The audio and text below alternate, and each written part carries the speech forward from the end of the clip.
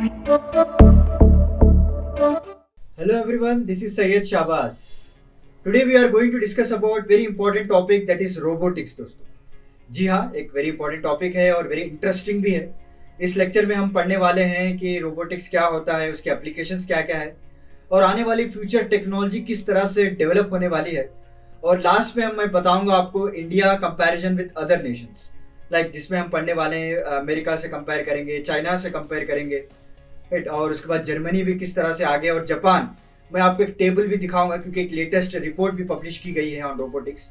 तो very important lecture होने वाला है दोस्तों, आखिर तक बने रहिए, सारा कुछ इंपॉर्टेंट इन्फॉर्मेशन मैं आपको देने वाला हूँ. तो बिफोर वी प्रोसीड मैं आपको बताना चाहता हूँ ये जो वीडियो है ये हमारे बीट्स यूट्यूब चैनल के जरिए से पेश किया जा रहा है. आप हमारे चैनल को लाइक कीजिए, सब्सक्राइब कीजिए और शेयर कीजिए ज़्यादा से ज़्यादा. And you can also follow us on YouTube and Facebook and Instagram pages also. तो let's begin. So what is a robotics. देखिए बेसिकली बात करें तो रोबोटिक्स में एक इंजीनियरिंग का ही पार्ट है. जैसे एरोनॉटिकल हो गया, मैकेनिकल हो गया, उसी तरह रोबोटिक्स भी जो है एक इंजीनियरिंग का पार्ट है जिसका मेन मकसद जो है एक ऐसी मशीन को तैयार करना, उसको डिज़ाइन करना, उसको कॉन्सेप्चुअलाइजेशन करना और प्रोग्रामिंग करना ताकि वो खुद ब खुद काम कर सके और इंसान के काम आ सके. आपने देखा होगा, देखिए कई सारे लोगों का ये इमेज फॉर्म हो चुका होता है माइंड में कि रोबोट्स का मतलब वो हमारे जैसे ही दिखते हैं, लाइक उनके भी हाथ पैर रहते हैं, उनके भी आंखें होती हैं, राइट. एक्चुअली रोबोटिक्स कई सारे टाइप्स होते हैं दोस्तों. ओके, रोबोटिक आर्म्स भी कहा जाता है. जैसे आपने देखा होगा नेशनल ज्योग्राफिक चैनल में कई बार दिखा रहे होंगे बड़े बड़े जो फैक्ट्रीज में जो मशीन्स काम करते हैं, that is also called nothing but robots, right. तो वो एक रोबोटिक आर्म है, उसको हम एक्चुएटर्स कहते हैं. तो आगे मैं आपको बताऊंगा. और इसमें आपको कई सारे कंप्यूटर सिस्टम्स इन्वॉल्व होते हैं, राइट. प्रोसेसर्स होता है, प्रोग्रामिंग की जाती है, जब जाकर जो है एक प्रॉपर मैकेनिज्म डेवलप किया जाता है ताकि हम लोगों को, इंसानों को ये सपोर्ट कर सके. ओके. और इंडस्ट्री की लेवल की बात करें तो इंडस्ट्री में अगर आपने देखा होगा वहाँ पे मैन्युफैक्चरिंग भी चलती होगी, ऑपरेशंस भी किया जा रहा होगा, राइट. तो उस वक्त जो है कई सारा प्रोडक्टिविटी बढ़ाने की बहुत ज़रूरत होती है, राइट. तो वहाँ पे इंसान जो है कितना काम कर सकता है, उसकी कैपेसिटी कितनी है, राइट. तो उसके लिए क्या करते हैं, वहाँ पे रोबोट्स को इंस्टॉल किया जा सकता है ताकि उनकी प्रोडक्टिविटी बढ़ाया जाए, उनके डिमांड जो है उसको मीट किया जाए. तो वहाँ पे ज़्यादातर रोबोट्स को आपको देखने को मिल सकता है. बट हिस्ट्री ऑफ रोबोट्स की बात करें तो ये बेसिकली जो रोबोट्स का जो ओड है वो जेक ओड कहे थे, जैसे कि आप स्क्रीन पे भी देख पा रहे हैं. जेक ओड से वहाँ से इसको लिया गया है, उसका नाम एक्चुअली रोबोटा है. ओके. सो जो एसएमयू एक फेमस साइंटिस्ट थे, उन्होंने अपनी जो किताब थी एक स्टोरी में लिखा था लायर, उसमें पब्लिश किया गया था 1941 को. इन्होंने इस टर्म को यूज़ किया और बेसिकली इन्होंने 3 लॉ को बताया दोस्तों. ठीक है, मैं आगे चलकर आपको 3 लॉस के बारे में बताऊंगा.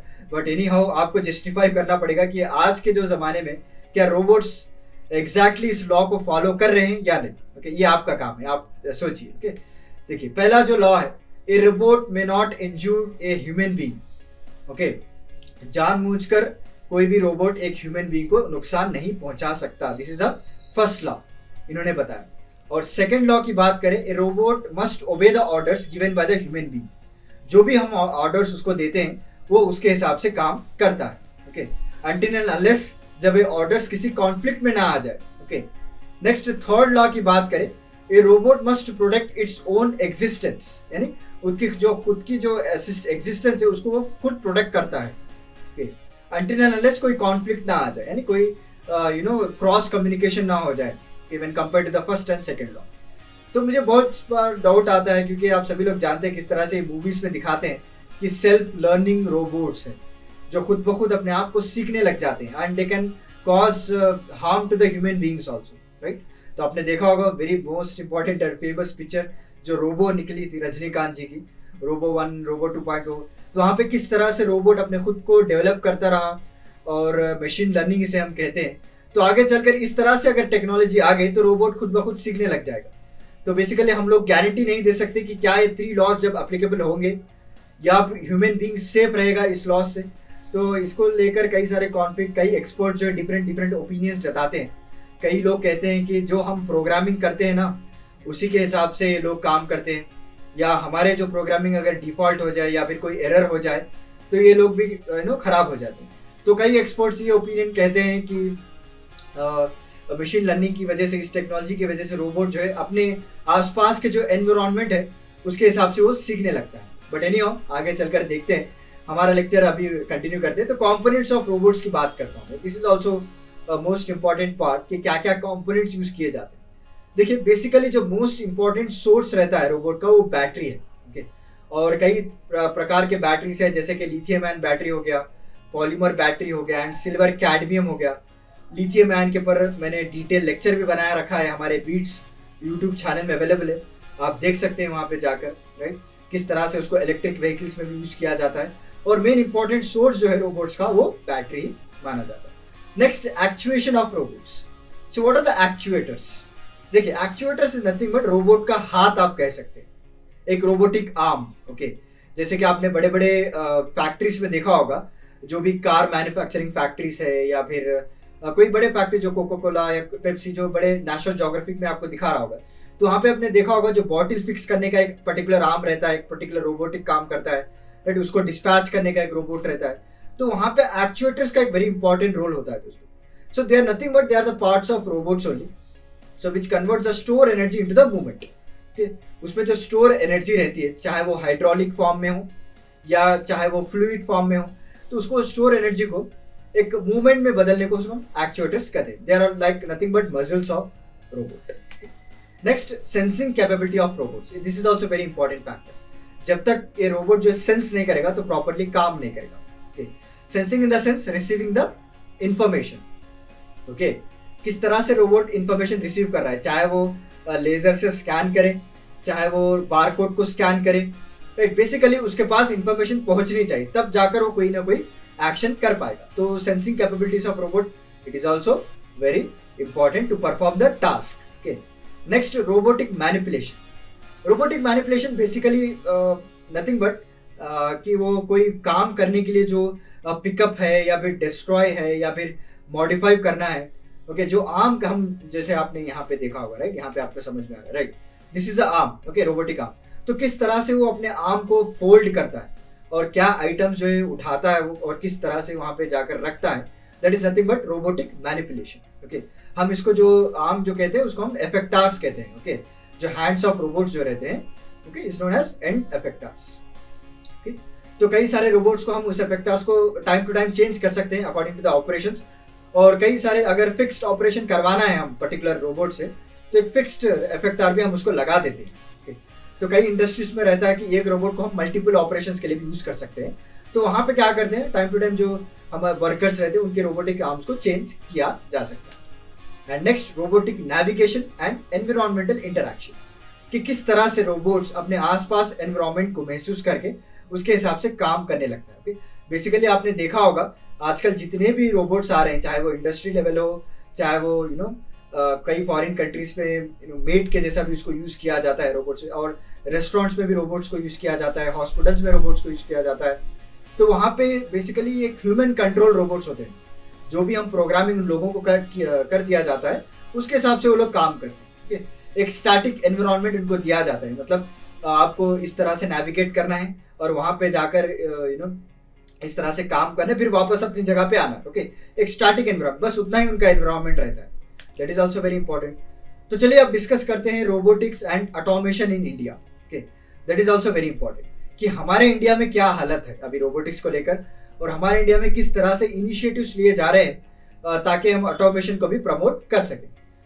तो most important thing is AICRA। Okay, एक इनिशिएटिव है दोस्तों जिसका फुल फॉर्म आपने अभी तक स्क्रीन में देख चुके होंगे, the all India council for robotics and automation. एक गवर्नमेंट ऑफ इंडिया के द्वारा इसको एक इनिशिएटिव लॉन्च किया गया है, अनाउंस किया गया है।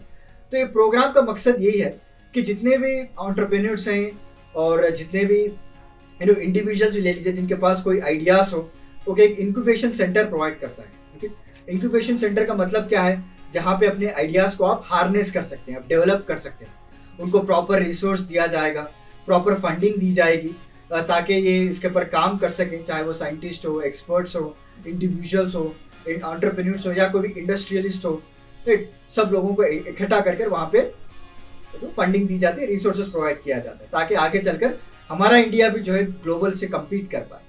और बेसिकली जो है ये काम करते हैं on robotic process automation. Okay, किस तरह से जो ऑटोमेशन का जो प्रोसेस है उसको हम डेवलप कर पाए।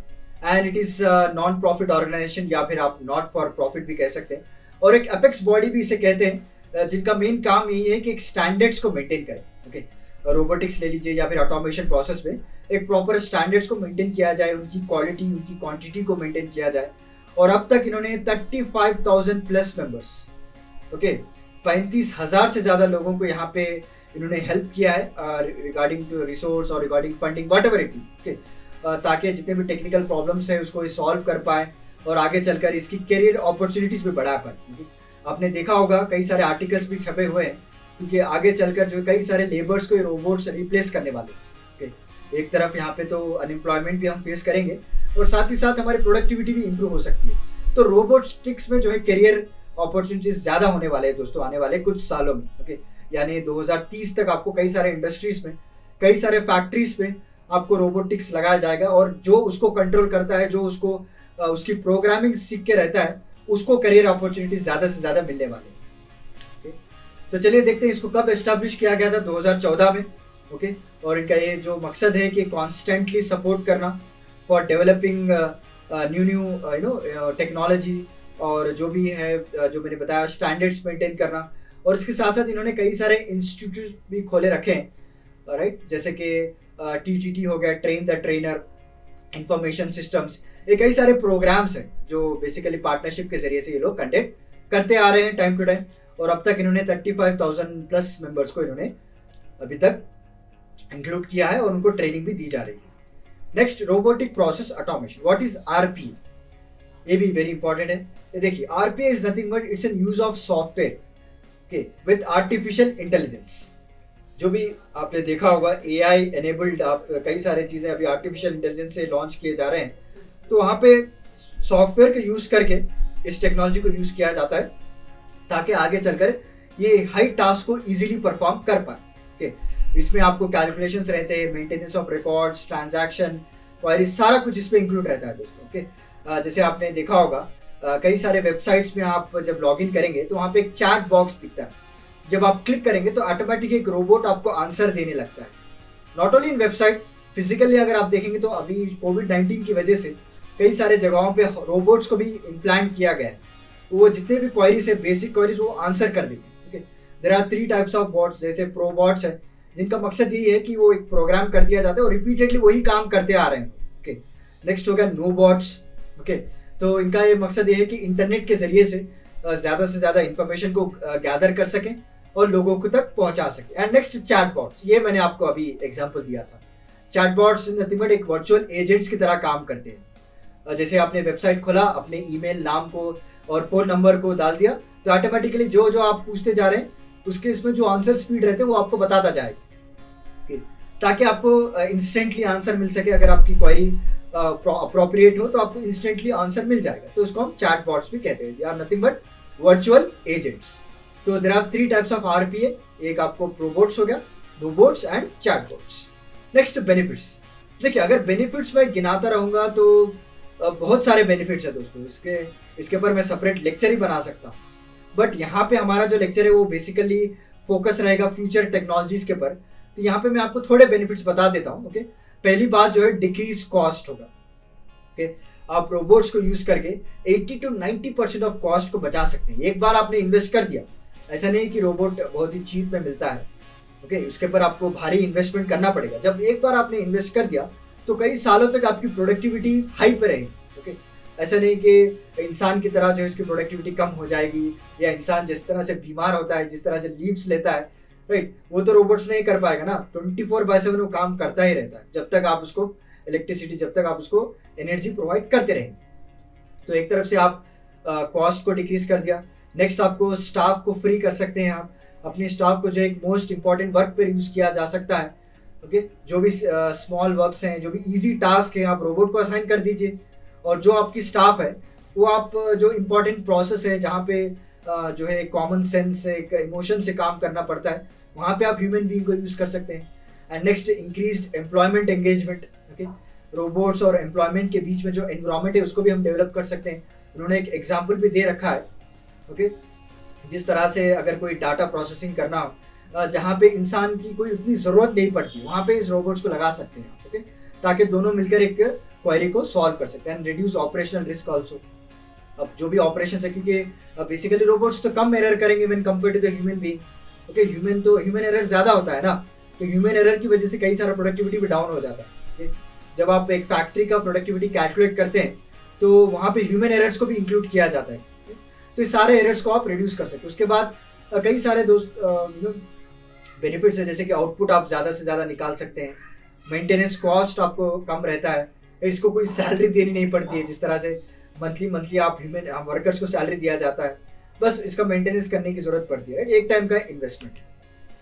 तो चलिए मेन मुद्दे की बात करते हैं। सो फ्यूचर टेक्नोलॉजीज क्या है, आने वाले दिनों में किस तरह से टेक्नोलॉजीज को हम यूज करके इस रोबोटिक चैप्टर को हम बदल सकते हैं। तो पहला मोस्ट इंपॉर्टेंट है, आजकल जो है ऑटोनोमस मोबाइल रोबोट्स को यूज किया जाता है दोस्तों। बेसिकली एक इनोवेशन टाइप है जहाँ पे स्मॉल रोबोट्स को यूज करके आप उन जगह पे भी इसको इस्तेमाल कर सकते हैं जहाँ पे लार्ज रोबोट्स या फिर रोबोटिक आर्म वहाँ पे यूज नहीं किए जा सकते। ओके, ताकि हम उसको इजीली नेविगेट कर सकें और इनके पास जो है हायर लेवल ऑफ अंडरस्टैंडिंग भी रहती है आगे चलकर। ओके, मोबाइल रोबोट्स आपने देखा होगा कई बार छोटे फैक्ट्रीज में भी इसको यूज किया जाता है। Next, expanded use of machine vision. Okay, देखिए विजन इज नथिंग बट हर रोबोट के लिए ज़रूरी है। तो विजन का मतलब क्या है, जिसमें आप रोबोट का बेसिक काम जो है अपने आर्म्स को फोल्ड करना, उसको लिफ्ट करना, जो हमने पढ़ा था ना robotic manipulation, nothing but it's a vision. तो इसको किस तरह से एक्सपैंड कर हम यूज कर सकते हैं, दैट इज वेरी इंपॉर्टेंट। तो यहाँ पे इन्होंने एक एम्बेडेड विजन को बताया, जिसकी मदद से जो है हम एक न्यू रेंज ऑफ कैपेबिलिटीज को डेवलप कर सकते हैं दोस्तों। जैसे आपने देखा होगा हेवी मैन्युफैक्चरिंग ऑपरेशंस में रोबोट्स का काम जो है कई सारे मिलियंस ऑफ ऑपरेशंस करना पड़ता है विद इन सेकेंड्स। जब हम इसका विजन बढ़ा देंगे, जब हम इसका मशीन विजन को एनलार्ज कर देंगे तो ये काम आसानी से कर पाएगा। ओके, और इसको हम प्रॉपर रिलेशनशिप भी बिल्ड कर सकते हैं along with the workers. Okay, एक प्रॉपर सिंक्रोनाइज हम कर सकते हैं with the expanded use of this machine vision. Next, new application for robotics enabled bye AI. जब हम रोबोट्स और आर्टिफिशियल इंटेलिजेंस को दोनों को कंबाइन कर देंगे तब जाकर कोई न्यू एप्लीकेशंस को डेवलप कर सकते हैं, जैसे कि मशीन लर्निंग हो गया। Okay, so machine learning is nothing but robots के अंदर इस तरह से प्रोग्राम किया जाता है कि वो सिचुएशन को पकड़कर अपने आप को डेवलप कर सकता है, यानी अपने आप को मॉडिफाई कर सकता है in every aspect of the environment. जिस तरह से उसका एनवायरनमेंट बदलता जा रहा है उस तरह से वो डेवलप कर सकता है। So this will enhance the productivity. Okay, safety बढ़ सकती है और ज़्यादा से ज़्यादा हम जो है कोलैबोरेशन बना कर रख सकते हैं between humans and robots. Okay, ये भी टेक्नोलॉजी अभी लाई जा रही है आगे चलकर अगर ये वर्कआउट हो जाए। बट एनी हाउ, आप सिर्फ एक साइड मत देखिए, इसका दूसरा साइड भी है। अगर रोबोट्स कुछ एरर डेवलप कर ले अपने आप में तो ये ह्यूमंस को हार्म भी कर सकते हैं। ओके, जैसे कई सारे मूवीज में दिखाया जाता है, राइट। अगर कोई एरर हो जाए या कोई माल फंक्शनिंग हो जाए तब ये ह्यूमंस को हार्म भी कर सकते हैं। तो आर्टिफिशियल इंटेलिजेंस को प्रॉपरली यूज करना, this is also very most important thing. And next, जो आर्टिफिशियल इंटेलिजेंस है can detect the patterns. Okay, robot किस तरह से वो मेंटेनेंस कर सकता है, वो डायरेक्टली जो मेंटेनेंस इंजीनियर है उसको मैसेज भेज सकता है, राइट। और ब्रेक डाउन हो जाए कोई मशीन को तो बता सकता है कि इस तरह से ब्रेक डाउन हो चुका है, क्या क्या फॉल्ट है, ये भी हम आर्टिफिशियल इंटेलिजेंस के द्वारा पता लगा सकते हैं, राइट। ऐसा नहीं कि सिर्फ डिसएडवांटेज है, इसमें कई सारे आपको एडवांटेजेस भी मिल सकते हैं। और कई सारे कंपनीज को अपने बिजनेस को ऑर्गेनाइज करने में भी ये मदद कर सकता है, चाहे उसकी क्वालिटी को इम्प्रूव करना हो, इसकी क्वांटिटी को इम्प्रूव करना हो या उसके वेस्टेज को रिड्यूस करना हो। ये सारा कुछ आर्टिफिशियल इंटेलिजेंस के द्वारा हम कैरी आउट कर सकते हैं। Next, collaborative robot application. ये ज़्यादातर अभी इमर्जिंग टेक्नोलॉजी माना जा रहा है दोस्तों, कि हम किस तरह से कोलैबोरेट करके हम अपनी प्रोडक्टिविटी को इंक्रीज कर सकते हैं। देखिए, इस एप्लीकेशंस के द्वारा स्मॉल कंपनीज में भी आप रोबोट्स को इम्प्लांट कर सकते हैं। बेसिकली हमारे माइंड में ये पिक्चर रहता है कि अगर रोबोट्स को इम्प्लांट करना हो तो कंपनी का जो कैपिटलाइजेशन, जो मार्केट कैपिटल है, उसको ज़्यादा रहना चाहिए, राइट। तब जाकर कोई कंपनी रोबोट्स को इम्प्लांट कर सकती है। बट कोलैबोरेटिव से आप क्या कर सकते हैं, आप इस रोबोट्स को स्मॉल कंपनीज में भी इसको इंस्टॉल कर सकते हैं। ओके, फ्रॉम स्मॉल जॉब्स से लेकर मेजर एरोस्पेस कंपनीज तक। और इनका जो मेन काम ये है कि वो छोटे छोटे जो कंपोनेंट्स हैं उसको फिक्स करना, उसको डिप्लॉय करना और आसपास के जो लोग हैं उनको एक सेफ्टी एनवायरनमेंट प्रोवाइड करना, राइट। एंड लो कॉस्ट में आप इसको बना सकते हैं, लेस फ्लोर स्पेस भी ये लेते हैं, राइट। तो कई सारे एप्लीकेशंस ये लोग डेवलप किए जा रहे हैं। And according to the International Federation of Robotics की बात करें, जो कोलैबोरेटिव रोबोट्स है, there are just 3% of the current install robots around the world. तो इसको इंक्रीज करने की बात भी की गई। अगर ये मार्केट में आ जाए, अगर इस एप्लीकेशन को मार्केट में, कॉमन मार्केट में अगर इंट्रोड्यूस कर दे, तो छोटे से छोटे फैक्ट्रीज में भी आप इसको इम्प्लांट कर सकते हैं और उनकी प्रोडक्टिविटी को बढ़ा सकते हैं। और अभी तक सिर्फ 3% अभी इंस्टॉल किया गया, पूरी दुनिया की बात कर रहा हूँ, नॉट ओनली इन इंडिया। तो let's see about comparison with other countries also. What is a comparison? तो देखिए, आप देख सकते हैं यहाँ पे टेबल पे इंडस्ट्रियल रोबोट्स। अगर टॉप 3 कंट्रीज अगर आपने देखा होगा, तो टॉप फर्स्ट कंट्री जो है चाइना है, उसके बाद जापान, उसके बाद यूएस है। तो इंडिया का रैंक आपने देखा होगा, तो इट्स 10th रैंक।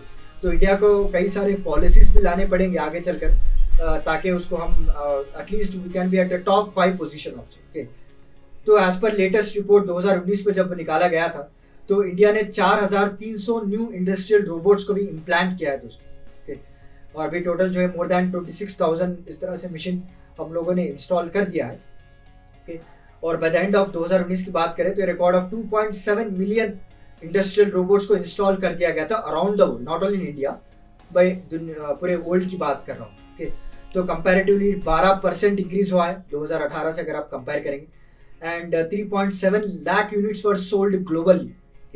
अगर सेलिंग की बात की जाए, जो कंपनीज ने खरीदा है अपने इंडस्ट्रीज पे लगाने के लिए, तो 3.7 लाख यूनिट्स को ऑलरेडी इन्होंने बेच दिया। ओके, बट एनी हाउ ये लेस माना जा रहा है व्हेन कंपेयर टू द 2018।